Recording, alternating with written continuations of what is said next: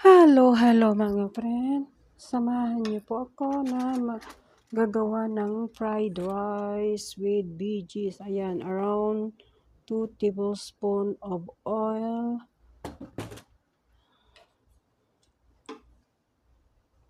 Ayan, mag-isa na ako po ng bawang, around 1 tablespoon.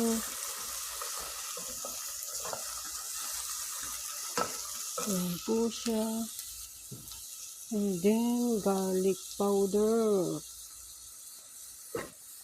Mas gusto ko po kasi amoy ng garlic powder. Ayan po siya.